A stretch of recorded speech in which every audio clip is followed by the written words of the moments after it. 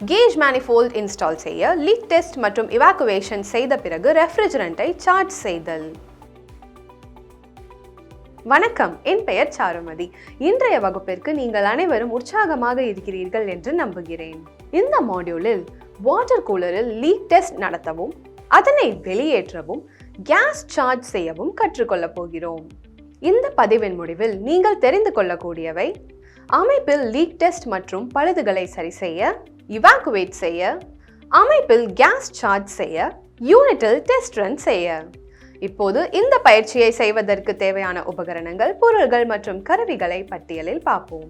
தேவையான டூல்ஸ் மற்றும் இன்ஸ்ட்ருமெண்ட்டுகள்: 2 ஸ்டேஜ் வேக்யூம் பம்ப் 1 நம்பர், தேவையான அளவு கேஸ் கொண்ட charging cylinder, refrigerant cylinder, compressor terminal pin straight type தேவையானவை, compressor terminal pin side type தேவையானவை, tong tester 1 number, adjustable spanner 150 mm 1 number, double ended spanner 1 set, ring spanner 1 set, nitrogen gas cylinder வால்வுக்கு key 1 number, ratchet spanner 1 number, flare nut தேவைக்கேற்ப, manifold gauge 1 set, multimeter 1 number, thermometer dial type 50 to 0 degrees Celsius 1 number, combination plier 1 number, wire stripper 1 number. தேவையான எக்விப்மெண்ட்டுகள்: எல்லா பாகங்களும் assemble செய்யப்பட்ட water cooler 1 number, weigh machine 5 kg, regulatory valve coordinating pressure relief வால்வுடன் dry nitrogen 1 number. தேவையான மெட்டீரியல்கள் மற்றும் காம்பனன்ட்டுகள்: safety goggles 1 pair, gloves 1 pair, wiping cloth தேவைக்கேற்ப, insulation tape PVC 12 mm 1 roll, soap solution 500 ml, charging hose 2 numbers, dummy nuts brass 6 mm 6 numbers, T connector brass 2 numbers. முதலில் சிஸ்டமில் league டெஸ்டை நடத்தி அதில் உள்ள ஃபால்ட்டுகளை கண்டறிதல். யூனிட்டை வேலை செய்ய ஒரு வசதியான இடத்தில் வைக்கவும். லீக் டெஸ்ட் செய்ய ரெக்கமெண்ட் செய்யப்பட்ட பிரஷர் ரேஞ்ச் யூனிட்டிற்கு ஏற்ற நேம் பிளேட் அல்லது மேனுவலை செக் செய்யவும். 146.2 kg/cm² அழுத்தம் கொண்ட ட்ரை நைட்ரஜன் சிலிண்டரை ப்ரிப்பேர் செய்யவும். அதில் பிரஷர் ரெகுலேட்டிங் வால்வ் மற்றும் பிரஷர் சேஃப்டி வால்வ் அல்லது பிரஷர் ரிலீவ் வால்வ் ஆகியவை இருக்க வேண்டும். ஒரு லென்த்தியர் ஹோஸின் ஒரு எண்டை ட்ரை நைட்ரஜன் சிலிண்டரின் சேஃப்டி வால்வ் அவுட்லெட்டுடன் கனெக்ட் செய்யவும். இது ஒரு பிரஷர் ரிலீவ் வால்வ் என்று அழைக்கப்படுகிறது. யூனிட்டின் சார்ஜிங் லைன்களை ஹோஸின் மறுமுனையில் கனெக்ட் செய்யவும். Service shut off valve close ஆகி இருக்கிறது என்பதை உறுதிப்படுத்தவும். ஹை பிரஷர் கேஜை பிரஷர் ரெகுலேட்டிங் வால்வுடன் மவுண்ட் செய்யவும். 2.11 kg/cm² முதல் 7.03 kg/cm² வரை மீடியம் லெவலுக்கு பிரஷரை அதிகரிக்கும் பொழுது ட்ரை நைட்ரஜன் வால்வை கிராஜுவலாக திறக்கவும். 1 மணி நேரம் அல்லது அதற்கு மேல் பிரஷர் டிராப் ஆகுவதை மானிட்டர் செய்த பிறகு பிரஷர் குறையவில்லை என்றால் பிரஷரை சுமார் 12 kg/cm² ஆக இன்க்ரீஸ் செய்ய வேண்டும். மேலும் பிரஷரானது 24 மணி நேரத்தில் குறையவில்லை எனில் அடுத்த ஸ்டெப்புக்கு செல்லவும். சோப் சொல்யூஷனை பயன்படுத்தி யூனிட்டின் லீக்கேஜ்களை டெஸ்ட் செய்யவும். லீக்கேஜ்கள் கண்டறியப்பட்டால் அடிஷனல் 48 ஹவர்ஸுக்கு 12 kg/cm² அளவு பிரஷரில் யூனிட்டினை சார்ஜிங் லைன் மற்றும் ஹோஸினை ரிமூவ் செய்து டம்மி நட்டுகள் மூலம் மூடவும். சிஸ்டமானது 48 ஹவர்ஸுக்கு 12 kg/cm² என்ற அளவில் பிரஷரை தொடர்ந்து வைத்திருந்தால் அது செயல்படுவது பாதுகாப்பானதாக கருதப்படுகிறது. லீக் டெஸ்ட் முடிந்ததும் சிஸ்டமை இவாக்குவேட் செய்வது செகண்ட் டாஸ்க் ஆகும். சார்ஜிங் லைனில் இருந்து டம்மி நட்டுகளை ரிமூவ் செய்வது ஃபர்ஸ்ட் ஸ்டெப் ஆகும்.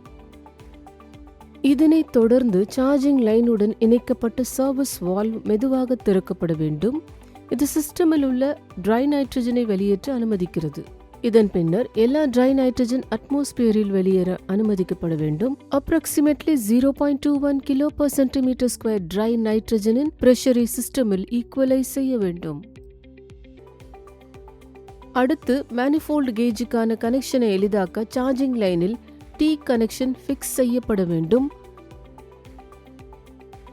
நீங்கள் பார்க்கிறபடி இது manifold gauge மற்றும் செகண்ட் ஸ்டேஜ் vacuum மற்றும் சார்ஜிங் செயல்முறையின் வாயிலாக சார்ஜிங் லைனை டெமான்ஸ்ட்ரேட் செய்கிறது. manifold gaugeஇன் ஒரு முனையை ஆயில் ballast பொருத்தப்பட்ட second stage rotary deep vacuum பம்புடன் கனெக்ட் செய்யவும். மேலும் சார்ஜிங் சிலிண்டருடன் கனெக்ட் செய்யப்பட்ட manifold லைன் ஆனது மூடப்பட வேண்டும். வேக்யூம் பம்ப் சிஸ்டமை ஸ்டார்ட் செய்வதற்கு முன் பம்பில் உள்ள ஆயில் லெவலை சரிபார்த்து தேவைப்பட்டால் எக்ஸ்ட்ரா லூப்ரிகேட்டிங் ஆயிலை சேர்ப்பது முக்கியம். ப்ரிப்பேர் செய்ததும் வேக்யூம் பம்ப் ஸ்டார்ட் செய்யப்பட வேண்டும். இதில் வேக்யூம் பம்ப் ஆயில் சூடேறுவதற்கு அரை மணி நேரம் ரன் ஆக வேண்டும். மேலும் இதில் ட்ராப் ஆகியுள்ள வாட்டர் வேப்பரையும் ஆயில் பலாஸ்டின் மூலம் வெளியிடுகிறது. சர்வீஸ் வால்வை மெதுவாக திறக்கவும் மற்றும் வேக்யூம் பம்பின் அவுட்லெட்டில் ட்ரை நைட்ரஜன் பிரஷரை உணர manifold கேஜை திறக்கவும். மேலும் சார்ஜிங் லைனுடன் இணைக்கப்பட்ட வால்வை படிப்படியாக முழுமையாக திறக்கவும். 50 mm HGயிலிருந்து 760 mm HGக்கு குறைவதால் கேஜின் பிரஷரை மானிட்டர் செய்யவும். வேக்யூம் பம்ப் ஆனது குறைந்தது 12 முதல் 24 மணி நேரம் வரை ரன் ஆக வேண்டும்.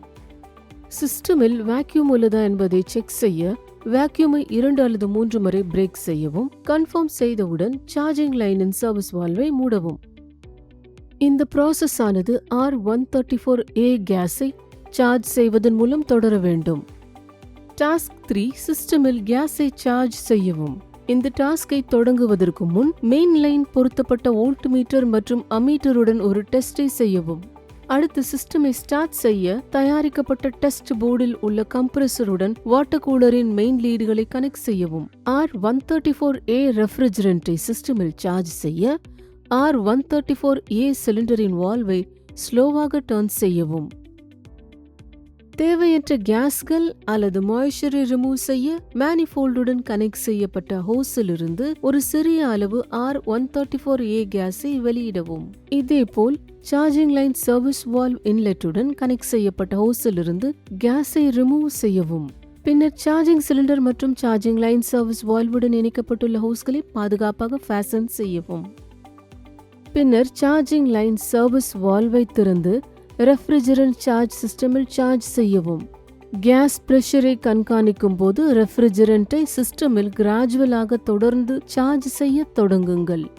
யூனிட்டை தொடங்கி சார்ஜ் செய்யும் போது வோல்டேஜ் கரண்ட் இன் ஆம்பியர்ஸ் மற்றும் ஆம்பியன்ட் டெம்பரேச்சரை ரெக்கார்ட் செய்யவும். குறிப்பு: சிஸ்டமின் ஹை சைடு மற்றும் லோ சைடுகளிலிருந்து ரெஃப்ரிஜரண்டை சார்ஜ் செய்வது நல்லது. வெயிட்டின் அடிப்படையில் சார்ஜ் செய்யவும் எலக்ட்ரானிக் வெயிங் மெஷினை பயன்படுத்தவும். நேம் பிளேட்டில் பிரிஸ்கிரைப் செய்யப்பட்ட ஆம்பியர்களுடன் ஒத்துப்போகுமாறு யூனிட்டில் ரன்னிங் ஆம்பியர்களை செக் செய்யவும். டாஸ்க் 4 யூனிட்டை டெஸ்ட் செய்யவும். யூனிட்டை ரன் செய்ய டெஸ்ட் செய்ய இந்த ஸ்டெப்புகளை பின்பற்றவும். சார்ஜிங் லைனுடன் கனெக்ட் செய்யப்பட்ட சர்வீஸ் வால்வை மூடவும். சார்ஜிங் லைனை பிஞ்ச் செய்து 2 முறை கிரிம்ப் செய்யவும்.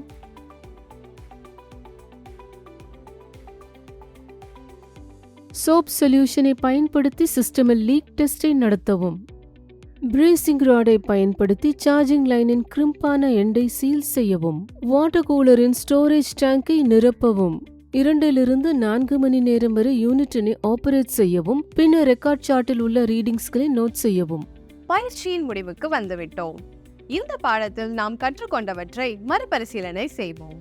நாம் கற்றுக்கொண்டவை: அமைப்பில் லீக் டெஸ்ட் மற்றும் பழுதுகளை சரி செய்ய, இவாக்குவேட் செய்ய, அமைப்பில் கேஸ் சார்ஜ் செய்ய, யூனிட்டில் டெஸ்ட் ரன் செய்ய. இவ்வாறு கேஜ் மேனிஃபோல்டை நிறுவவும், லீக் டெஸ்ட் மற்றும் இவாக்குவேஷன் செய்த பிறகு ரெஃப்ரிஜரண்ட் சார்ஜ் செய்யவும் கற்றுக்கொண்டோம். இந்த பயிற்சியை உங்கள் பயிற்றுவிப்பாளரின் உதவியுடன் செய்யுங்கள். நன்றி.